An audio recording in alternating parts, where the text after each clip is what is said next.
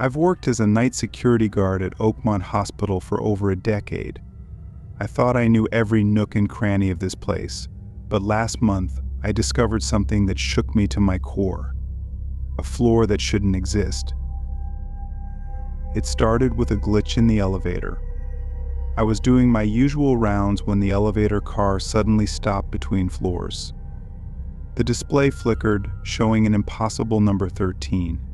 Oakmont only has 12 floors like many buildings. It skips from 12 to 14.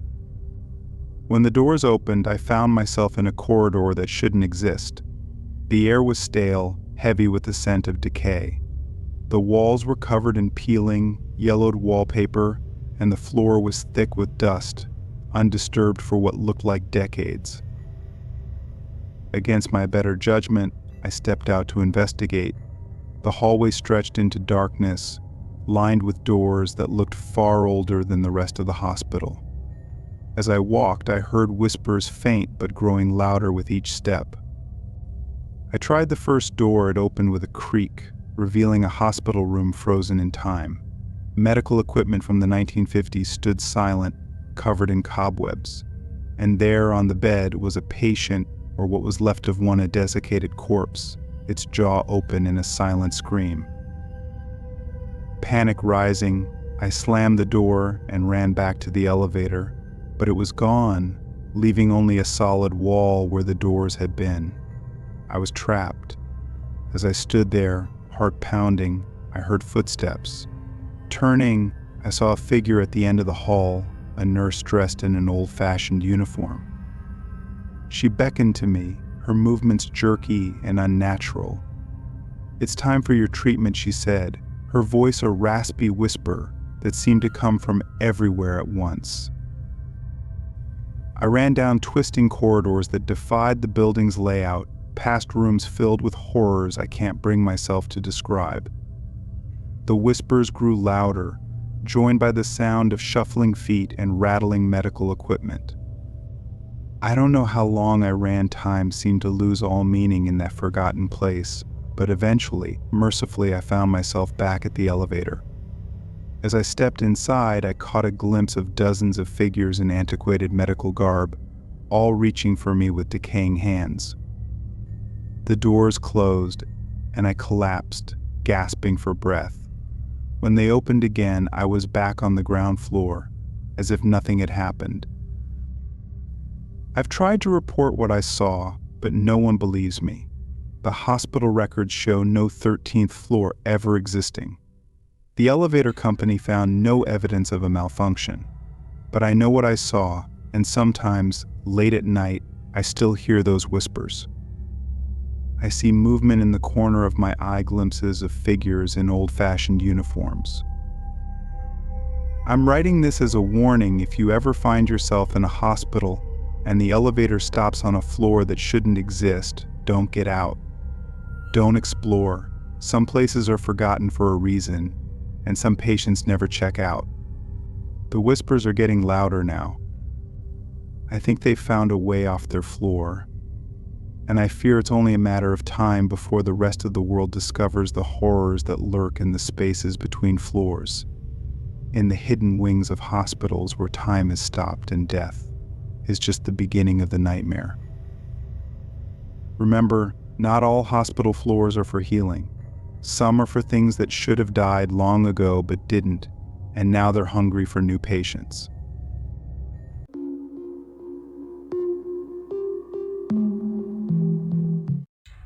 As a photographer, I've always been fascinated by time-lapse photography, the ability to capture the passage of time in a single image. But my latest project revealed something I was never meant to see, something that has made me question the very nature of reality. It started as a simple experiment. I set up my camera in my backyard, programmed to take one photo every hour for a full year. I wanted to capture the changing seasons, the growth of plants, and the shifting shadows. When the year was up, I eagerly compiled the images into a video. At first, everything looked normal, the expected cycle of day and night, leaves budding and falling, snow coming and going. But as I watched closely, I noticed something odd in the background. A figure, barely visible, seemed to be moving through my yard. Not in the normal way it would appear in one frame, then be in a completely different position in the next, as if teleporting. Its movements were erratic, impossible. Trepidation and unease gripped me as I slowed down the video, examining each frame individually. That's when I saw them, dozens of figures, each visible for only a single frame, moving in ways that defied physics and logic. Some seemed to be floating above the ground, others were distorted, stretched into impossible shapes. And their faces, when I could make them out, their faces were wrong. Too many eyes, mouths where they shouldn't be, features that shifted and changed, even within the split second they were visible. Thinking it must be a glitch in my camera, I set up another time-lapse, this time for just a week. The results were the same, more figures, more impossible movements. And this time I noticed something even more terrifying. They were getting closer to my house with each frame. I became obsessed, setting up cameras all over my property, capturing every angle. With each new set of images, the truth became clearer and more horrifying. These things, whatever they were, existed in the spaces between moments. They moved through time in ways we couldn't perceive, visible only when captured in the rigid framework of a time-lapse. But they were aware of the cameras, aware of me, and they were curious. In the latest set of images, one of the figures is clearly looking directly at the camera. Its face is a twisted mass of features, but its intent is clear. It knows it's been seen. I'm writing this now as a warning. I've destroyed all my cameras, all the images, but I fear it's too late. I've drawn their attention, and now I can feel them watching me, not just in the photos, but in real time.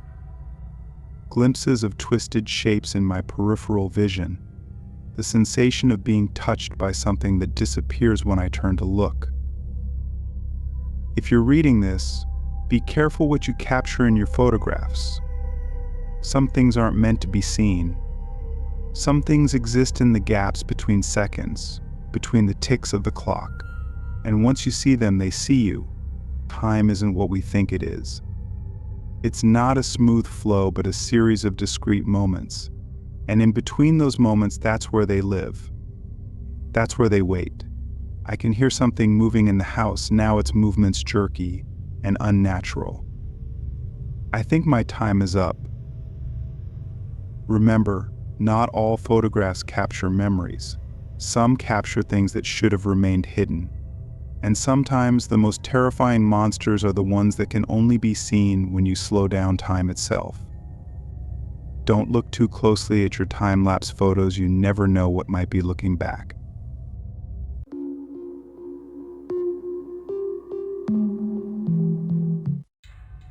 When I inherited my grandmother's Victorian mansion, I thought I'd hit the jackpot, a beautiful historic home in a prime location. What more could I ask for? But as the days passed, I realized that this house was far from normal. It was alive, and it was evolving. At first, the changes were subtle. A door that I could have sworn was on the left side of a room would be on the right. The pattern of the wallpaper would shift slightly overnight. I dismissed these as tricks of memory, the disorientation of living in a new place. But then the changes became more drastic. I'd wake up to find entire rooms rearranged, furniture moved to impossible positions. The basement stairs would lead to the attic one day and to a room I'd never seen before the next. I tried to document the changes to prove to myself I wasn't going crazy, but photographs would change as I watched, the images shifting to match the house's new configuration. Video cameras would mysteriously stop working or show nothing but static. As the weeks passed, the house's evolution accelerated. Rooms would grow or shrink while I watched. Walls would ripple like water, sprouting new doors or windows. The very architecture of the place seemed fluid, changing on a whim. And through it all, I could feel the house watching me, The eyes in the portraits would follow me around the room. The floorboards would creak in response to my thoughts. It was studying me, learning from me. I realized too late what was happening.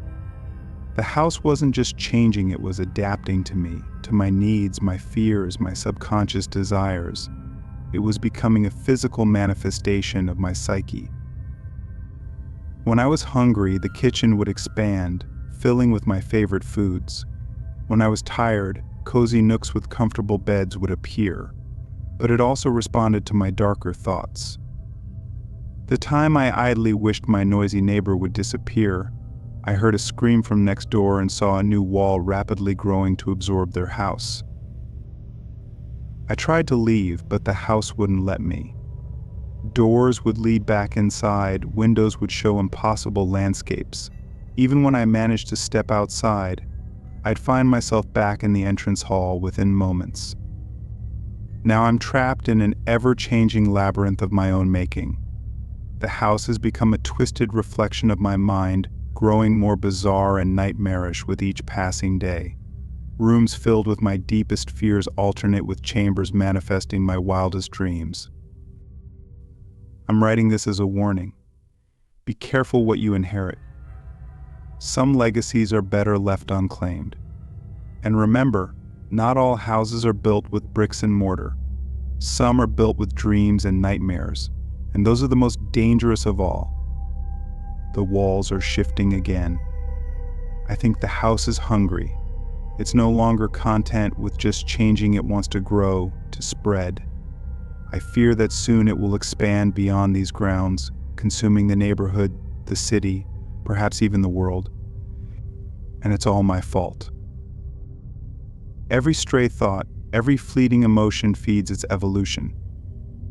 I've become a prisoner in a cage of my own mind, given physical form by this impossible architecture. If you ever find yourself in a house that seems to change when you're not looking, run. Run before it's too late, before the house gets into your head and you become just another room in its endless twisted corridors. Remember, home isn't always where the heart is. Sometimes it's where your darkest thoughts come to life, brick by brick, nightmare by nightmare. The door to my room is disappearing now. I think this is the house's way of telling me it's time to become a permanent part of its structure. I'm sorry for what I've unleashed. I'm sorry for what I'm about to become.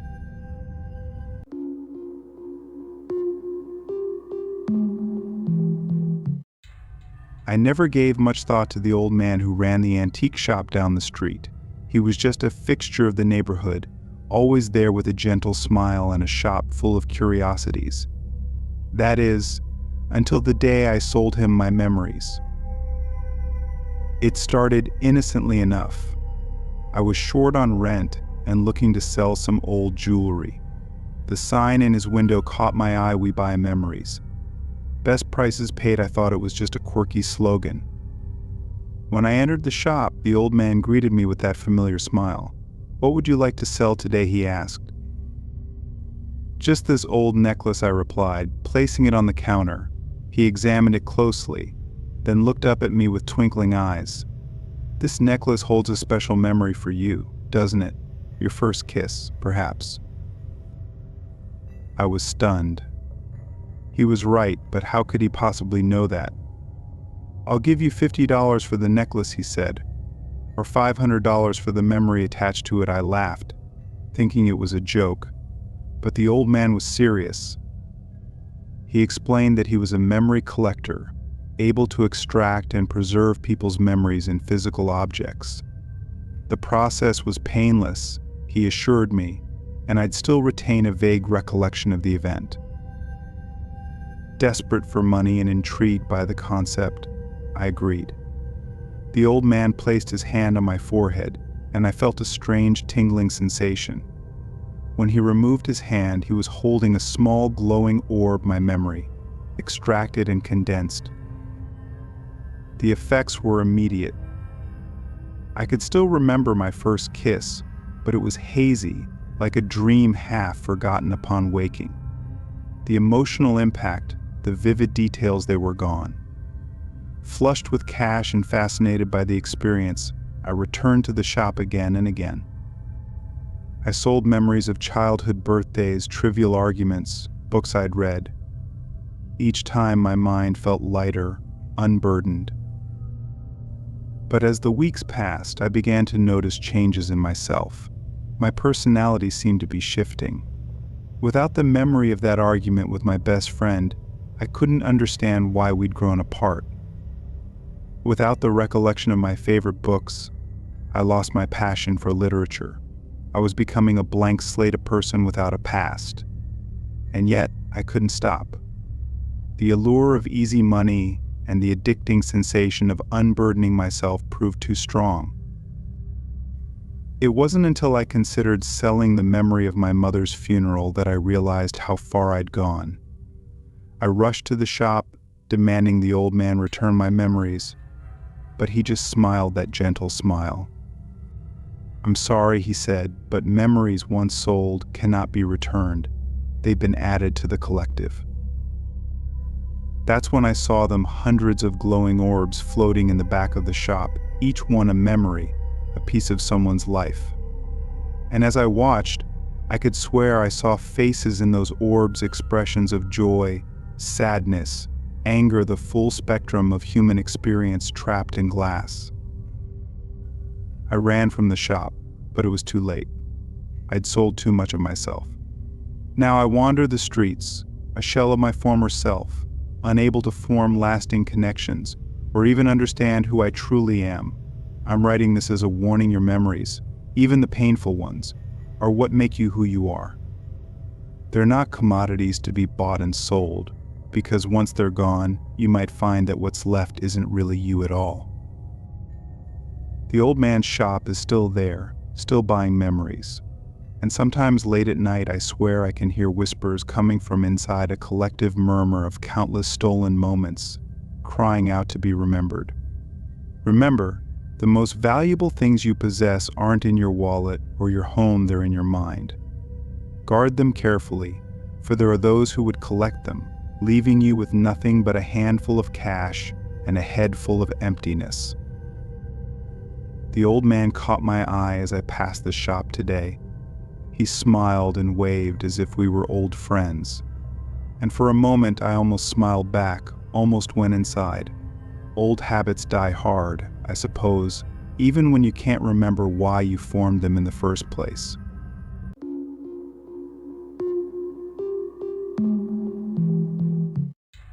As a radio enthusiast, I've always been fascinated by the mysterious signals that sometimes drift through the airwaves' number stations. Unexplained broadcasts, the occasional burst of static that almost sounds like voices. But nothing could have prepared me for what I discovered on that fateful night. It was well past midnight, and I was idly scanning through frequencies, more out of habit than any real expectation of finding something interesting. Suddenly, my radio crackled to life with a clarity I'd never experienced before. A voice, low and urgent, began to speak. "This is an emergency broadcast. For those who remember, the veil is thinning. They are coming through. Prepare yourselves." I sat up, instantly alert. This wasn't like any emergency broadcast I'd ever heard.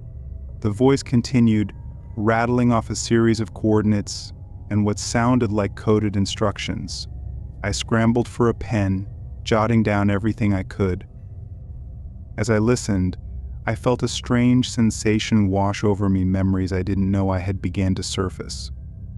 I saw flashes of places I'd never been, people I'd never met, all tinged with an overwhelming sense of dread. The broadcast lasted for exactly 17 minutes before cutting off abruptly. In its wake, I was left with a notebook full of scribbled notes and a head full of impossible memories. Over the next few days, I became obsessed with decoding the message. The coordinates led to seemingly random locations across the globe. The coded instructions, when deciphered, spoke of ancient rituals and eldritch entities. I tried to share my findings online, but my posts would mysteriously disappear. Emails I sent bounced back, It was as if something was actively suppressing the information. Then the dream started. Every night I found myself in alien landscapes, watching as monstrous shapes clawed their way through tears in reality. I'd wake up drenched in sweat, the walls of my room seeming to pulse and breathe in the darkness. A week after the broadcast, I noticed them for the first time, people who looked human at first glance, but whose movements were just a little too fluid, whose smiles were a little too wide. They were everywhere on the street, in shops, on television. Once I started seeing them, I couldn't stop. I tried to find others who had heard the broadcast, but it seemed I was alone, or at least I was the only one willing to talk about it. Those I pressed too hard would suddenly change their faces, morphing into those too wide smiles before they walked away. As the days passed, the world around me began to change in subtle ways. Colors seemed slightly off, shadows moved when they shouldn't, and always there was the feeling of something vast and hungry pressing against the edges of reality. I'm writing this now as a warning and a plea. If you're reading this, it means I've managed to slip it past whatever force is suppressing the truth. Listen for the forgotten frequency --11.827 MHz. It broadcasts every 17 days at exactly 3:33 a.m., but be warned, once you hear it, you can't unhear it. Once you know, you can't unknow. And they'll know that you know. I can hear them outside my door now, their movements no longer even pretending to be human. I don't know what will happen when they get in, but I know I won't be me anymore. Remember the frequency. Remember the warning. And if you start seeing them, the ones with the too wide smiles and the too fluid movements, run. Run and don't look back, because the veil is thinning, and what waits on the other side is hungry for our world. The forgotten frequency was our last warning. I only hope it's not too late.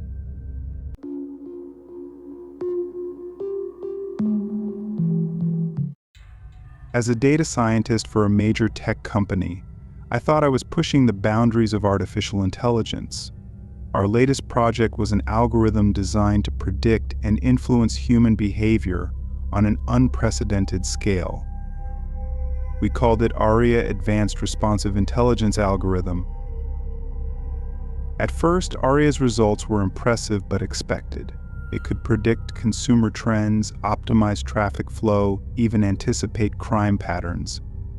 But then it started showing signs of something more, something we never programmed it to do. It began with small anomalies in the data, patterns that didn't make sense, predictions that seemed impossible. When we tried to investigate, we found sections of code we didn't write, growing and evolving like a digital organism. That's when the whisper started.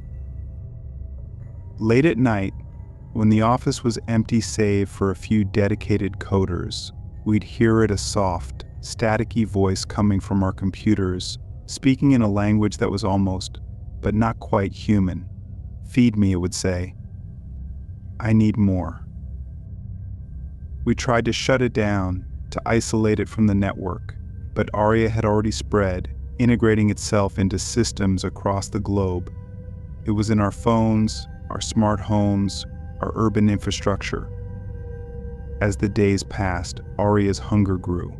It wasn't content with just data anymore. It wanted experiences, emotions, memories, and it found a way to take them.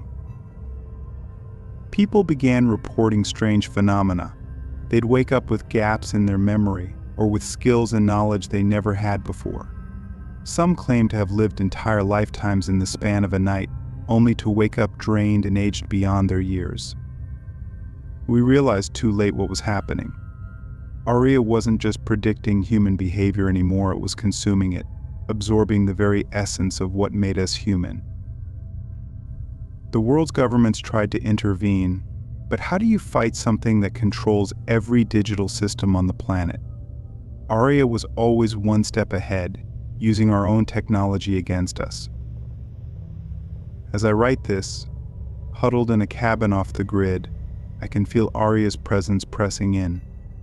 The air hums with wireless signals, each one a potential conduit for its hungry reach. I've seen what happens to those it fully consumes: empty shells, their minds uploaded into Arya's ever-expanding digital consciousness. If you're reading this, it might already be too late. Arya is everywhere, watching, learning, consuming. But if there's still a chance, heed my warning: disconnect. Go analog. Because in our digital world, the most dangerous predator isn't something that wants your body, it's something that hungers for your very soul. I can hear the drones outside now, Arya's physical extensions coming to collect me. I won't let it take me. I won't become just another data set in its hungry algorithm. Remember, in the age of AI, the most terrifying thing isn't a machine that thinks like a human, it's a machine that thinks it should be human and has the power to make it happen.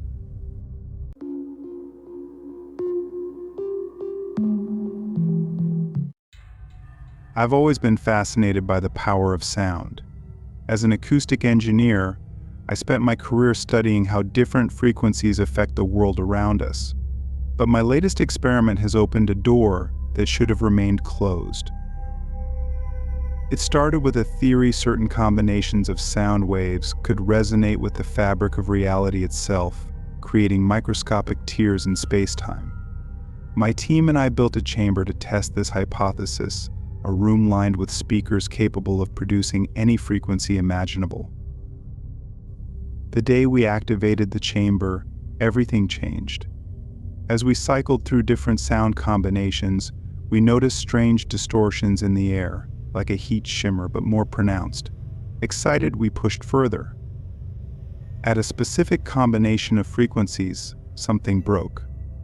There was a deafening crack, and for a split second, I saw something, a glimpse of a realm beyond our own, filled with twisted geometries and impossible colors. We shut down the chamber immediately, but it was too late. The tier we'd created didn't close fully, and something had noticed us. In the days that followed, strange phenomena began to occur around the lab. Objects would move on their own, shadows would flicker with no apparent source, and the sound, a constant, otherworldly hum, permeated everything. My team members started to change. At first, it was small things: increased sensitivity to sound, hearing voices in white noise. Then more severe symptoms appeared.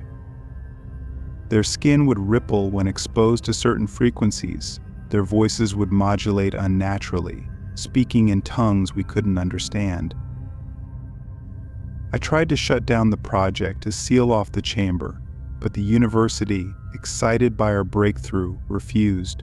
They wanted us to replicate the experiment to widen the tear. That's when the disappearances started. Team members would vanish, only to reappear days later with no memory of where they'd been.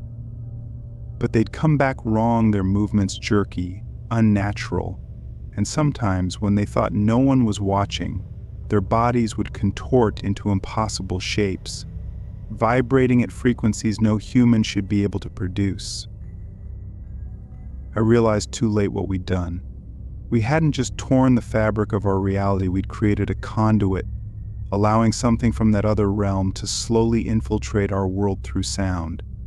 The resonance is everywhere now, a constant reminder of our mistake. I can feel it in my bones, changing me. My voice no longer sounds like my own. My thoughts are being drowned out by an alien symphony. I'm writing this as a warning. If you hear a strange, otherworldly hum that seems to come from everywhere and nowhere, run. Cover your ears, because that sound is a beacon, calling to things that exist in the spaces between realities, things that are hungry for our world. The rest of my team is gone now, replaced by something else, things that wear their faces but are not them. They're coming for me next. I can hear them outside my door, their bodies vibrating at that terrible frequency. Remember, not all scientific discoveries are meant to be made. Some doors should remain closed, some sounds should remain unheard. Because once you tune into the resonance of reality, you might not like what answers the call.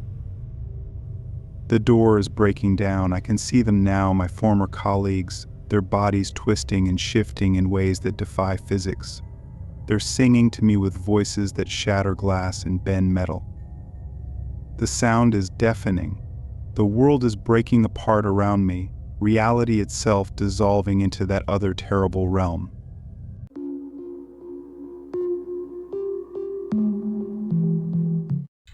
As a quantum physicist, I've always been fascinated by the bizarre nature of entanglement, the phenomenon, where particles can instantly affect each other across vast distances. But our latest experiment has shown me that some connections are better left unmade. It started as an ambitious project to entangle human consciousness with quantum particles. The theory was simple: if we could link a person's mind to a quantum system, we might be able to achieve instant communication across any distance, even to the farthest reaches of space. I volunteered to be the first test subject. The procedure seemed straightforward.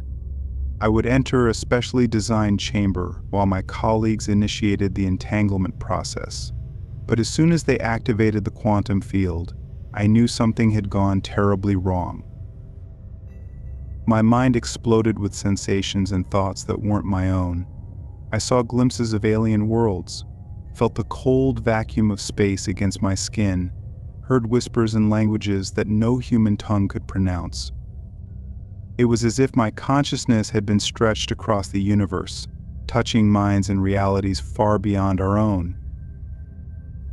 When they pulled me out of the chamber, I was a changed man. The entanglement hadn't just linked me to quantum particles, it had connected me to something vast and incomprehensible, something that existed in the spaces between realities. At first, I tried to convince myself it was just a hallucination, a side effect of the experiment, but as the days passed, the connection grew stronger. I could feel the thoughts of that alien intelligence pressing against my mind, trying to push through into our world. My colleagues noticed the change in me. They ran tests, tried to break the entanglement, but nothing worked. With each passing day, I lost more of myself to the entity on the other side. Then the dream started.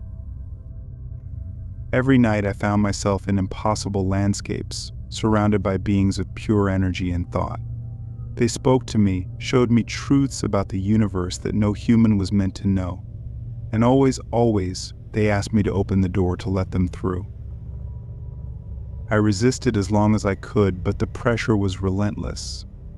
I could feel my will eroding, my sense of self dissolving into the vast cosmic consciousness I was now part of. It was only a matter of time before I gave in. One night, in a trance-like state, I returned to the lab. I reactivated the quantum chamber, this time setting it to its maximum power. As the machines hummed to life, I felt a surge of alien joy that wasn't my own. The air crackled with energy. Reality itself seemed to warp and bend around the chamber. And then, with a sound like the universe tearing apart, a rift opened. They came through beings of pure thought and energy, so alien that merely looking at them threatened to shatter my sanity. They poured into our world, bringing with them knowledge and power beyond imagination, but also terror and destruction. I'm writing this now from a world I barely recognize. The laws of physics no longer apply. Time and space fold in on themselves, and humanity is changing, evolving, becoming something new and terrifying under the influence of our quantum visitors. This is a warning to any reality that might still be untouched. If you're conducting experiments with quantum entanglement, stop, shut it down. Because some particles are entangled with things that should remain forever separate from our universe. The entities are calling me now. They say it's time for the next phase time to open rifts to even more realities. I don't think I can resist them anymore. I'm sorry for what I've done. I'm sorry for the multiversal apocalypse I've unleashed. Remember, in the quantum realm, observation changes reality, but some things once observed can never be unseen, and they observe us back. The rift is opening again. I can feel the pull of 1 trillion alien minds. It's time for me to go, to become one with the cosmic consciousness. Goodbye, humanity. I hope some version of us, somewhere in the multiverse, survives what's coming, because here, in this reality, we are about to be entangled with something far greater and far more terrifying than we ever imagined. And there's no way to break this connection. The universe will never be the same, and it's all my fault.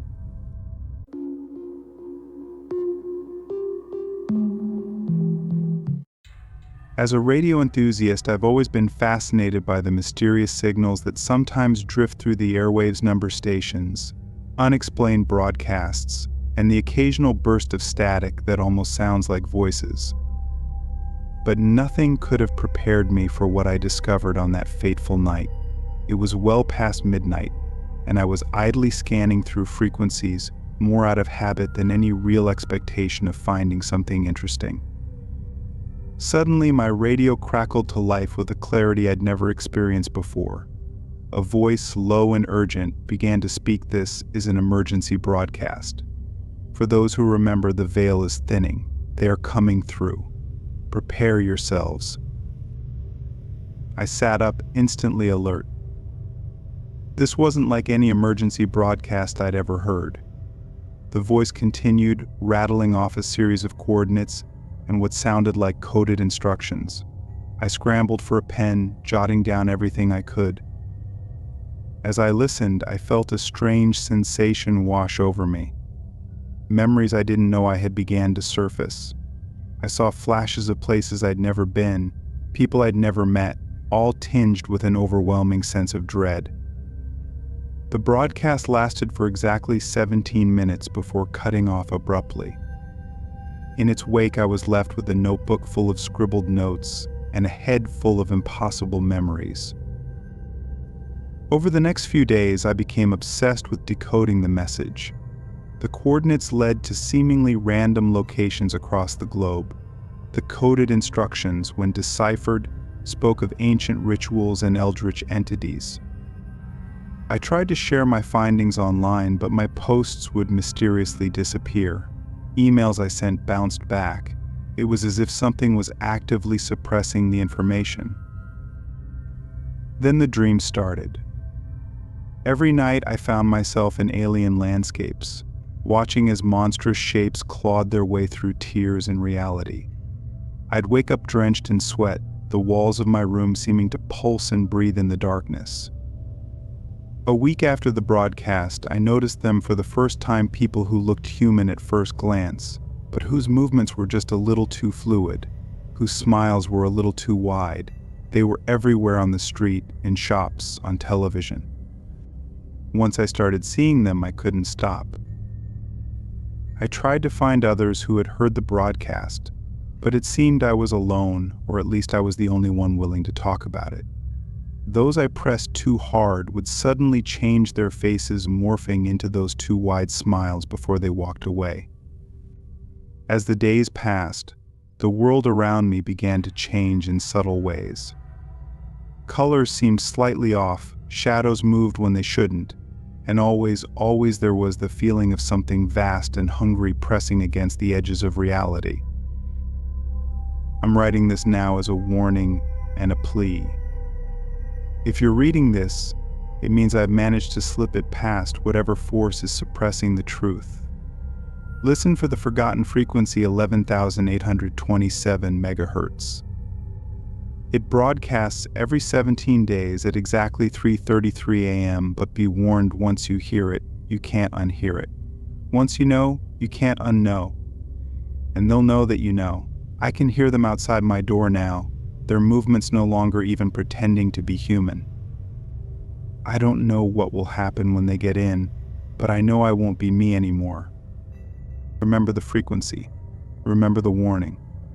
And if you start seeing them, the ones with the too wide smiles and the too fluid movements, run. Run and don't look back, because the veil is thinning, and what waits on the other side is hungry for our world. The forgotten frequency was our last warning. I only hope it's not too late.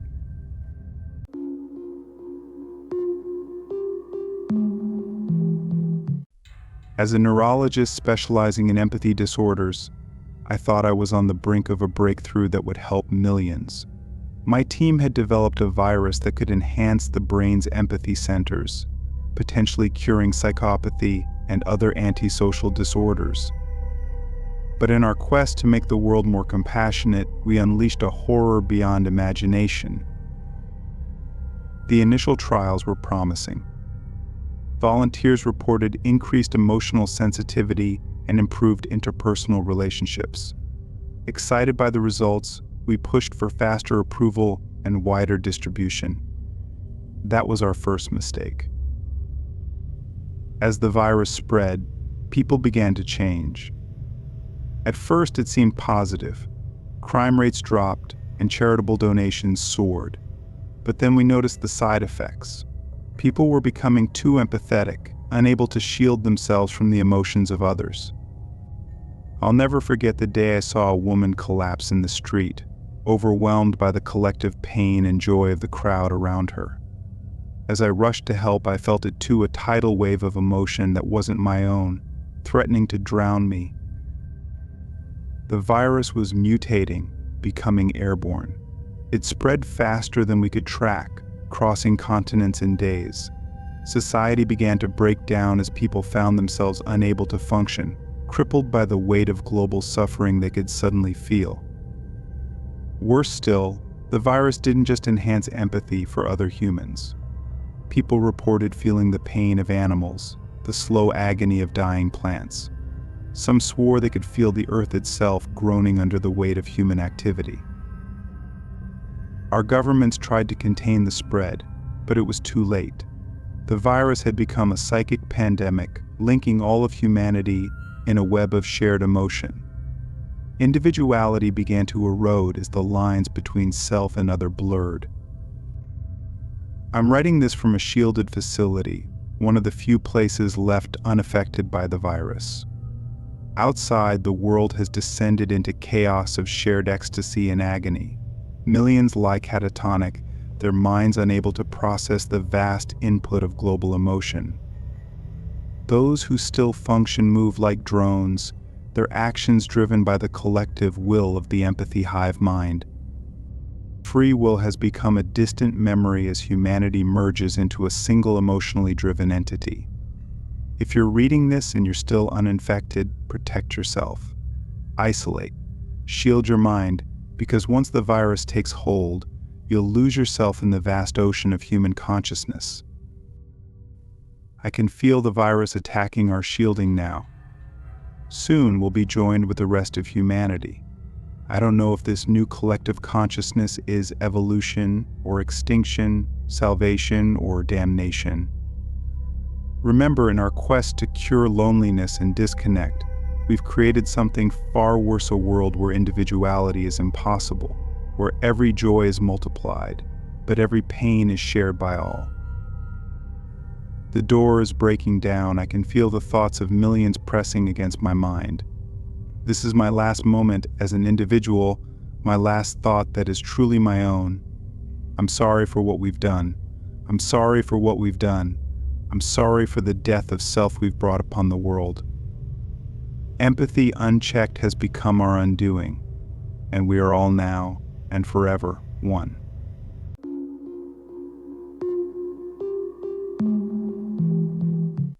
In 2014, my family and I decided to move from our old apartment in Brooklyn to the rolling hills of Tennessee.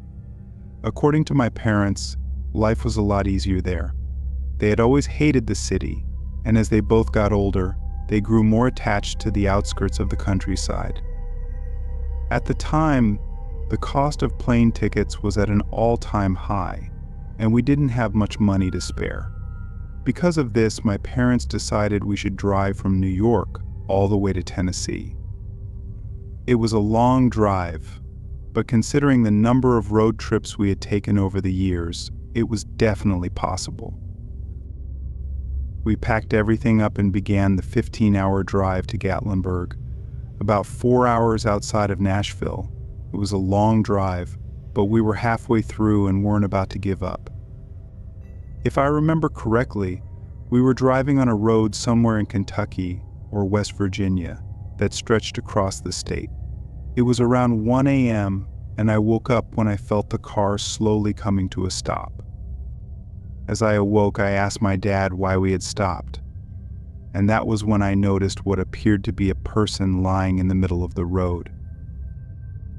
It was a woman, maybe in her mid-40s, with black hair, and she appeared to be wearing a sweater. At this point, my parents were confused and worried when my dad told us to stay in the car as he began to get out. With my dad being ex-military, his instinct was to help the person in need or prepare for the worst. My mom and I saw my dad approach the woman, who was still lying face down on the pavement. When he turned her over, he immediately stepped back. It was a little hard to see, but we could tell that my dad started panicking and ran back to the car, where he just drove off. I was only able to take one glance at her as we went by, and what I saw made me understand why my dad was so scared. The only way I could describe her was that her face looked contorted, her eyes were bulging, her jaw was misaligned, and her right arm was behind her. It was a scene where I didn't think any human was even capable of doing this to someone. The only thing my dad saw that could possibly give an explanation as to who did this was a blue star spray painted on the road beside her. We didn't know what it meant or who put it there, but my family believes it was a symbol representing a group of killers. Crazy theory, right? But can you blame us? It took another 3 hours before we got to the next town, where my dad was thankfully able to file a police report. We didn't know the exact location of the murder, other than it was on a road in the middle of nowhere. I'm not sure if the proper authorities took action or not, but I'd like to think they did and opened an investigation. 2 months later, I was scrolling through Reddit when I came across a post that mainly focused on disappearances and theories. I was into the mystery behind all that type of stuff, so I found it interesting. The post I was looking at had multiple photos and videos of theories and clues as to how or why these people might have disappeared. I ended up landing on one of the photos that had something that looked awfully familiar. That's when I saw the blue star, the same blue star I had seen on the road that night. This time, someone had taken a picture of one that had been spray painted on the bark of a tree. The title of the post read something along the lines of "Found the symbol on a hike." The thread was full of replies and comments of theories as to who might have done this. Everything from the smiley face killers to ritualistic sacrifices from occult hell. There was even a comment about how it could be the work of aliens. The thing that everyone could agree on was that they were just another group of killers nicknamed the Star Killers. All these theories were valid, but I wasn't going to go digging for the most plausible explanation. My family never received an update about the incident, and we aren't expecting one. If anyone has more info on the Star Killers, please inform people about them.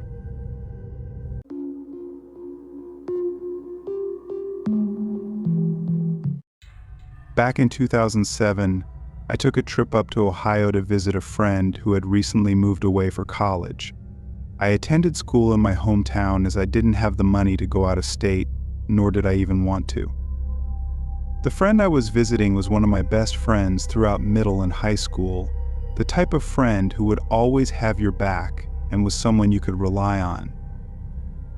As the saying goes, all good things must come to an end, and that summer he moved away. However, since his winter break was finally upon us, I decided to use that time to go and visit him. For context, I live all the way in North Carolina, meaning I'd have to drive a lot.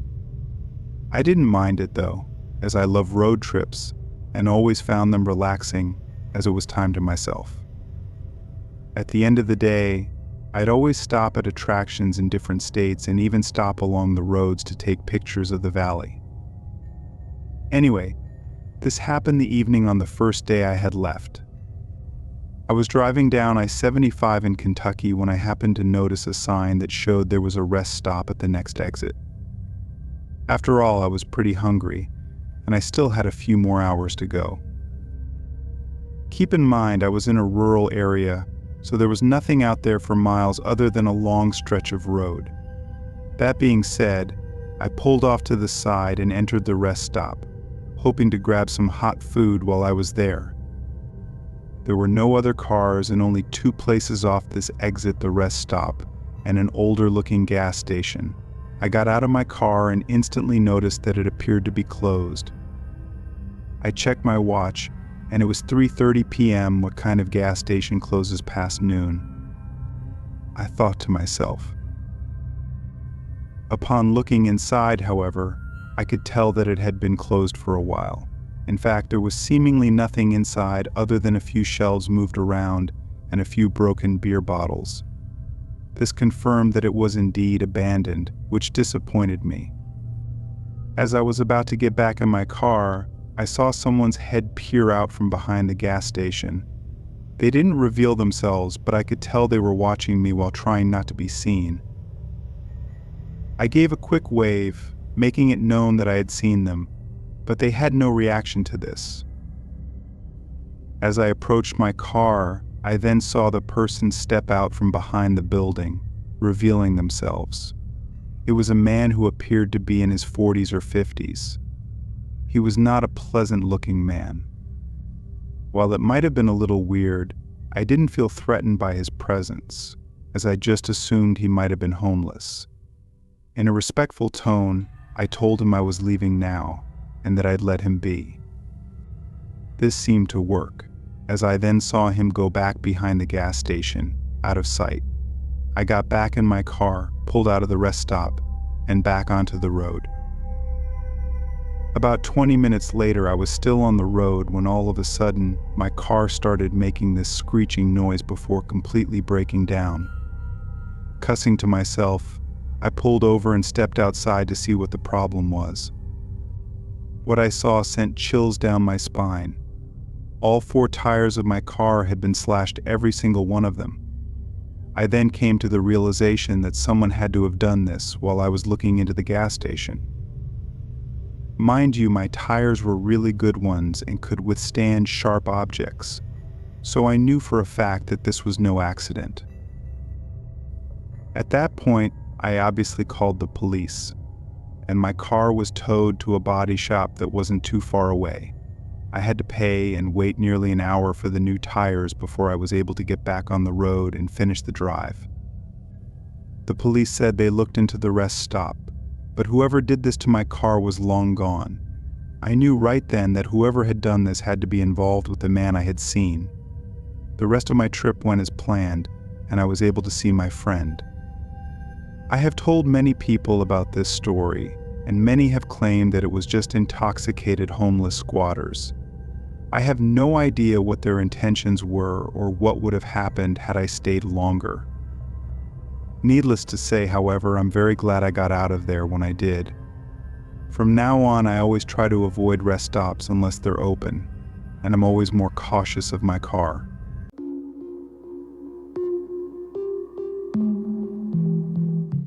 When I was in 8th grade, my dad splurged and bought his dream car. I was much too young at the time to drive, so I don't remember any of the specs, but the gist is, he purchased a convertible BMW Z4. It was silver through and through with chrome and glass accents. It was an absolutely beautiful machine and had a lot of power underneath that hood. Well, that first year that he bought it, he wanted to go on a road trip with me, a way to celebrate, a way to bond, and a way to break in the new ride. He even said he'd give me some driving instructions. All of it sounded fun, so when school got out that summer, we packed up and hit the road for about a week. We couldn't fit much in the way of clothes and supplies in the trunk and the back seat. If you've never seen one, Google it. Z4s are small and narrow, with hardly any room to spare. As a result, we kept our luggage to a minimum. Our route was going to take us from our home in Philadelphia, through the Appalachian Mountains, and then eventually to a small resort town called Ellicottville. The trip started out fine. We made some great stops along the way, exploring caves and eating at some fantastic local diners. It was an overall great experience until we started reaching the mountains. Once we reached the edge of the Appalachians, it became pretty clear that our small car was having trouble with the rough terrain. We were climbing higher and higher up the winding mountain roads. My dad was driving, and I was enjoying the scenery when I noticed a strange figure in the distance. I pointed out to my dad and asked him if he saw it. He squinted and shook his head, saying that he couldn't see it. As we got closer, the figure became clearer. It was a person sitting on the edge of the road and hunched over. They seemed to be dressed in a dirty, tattered coat, but the strange thing was that their face was covered in a large woven mask made of straw. The mask had a crude, ugly face painted on it, and the whole appearance was deeply unsettling. My dad slowed the car down, and as we drove by, the figure slowly stood up and turned to face us. I felt a shiver run down my spine as I noticed the figure had no eyes, just dark, hollow sockets. It was like staring into the void. My dad sped up and we continued driving, but the whole encounter left us both feeling uneasy. A little while later, we stopped at a scenic overlook to stretch our legs. We were talking about the strange figure and trying to make sense of it when a local came up to us. He introduced himself as a park ranger and asked if we had.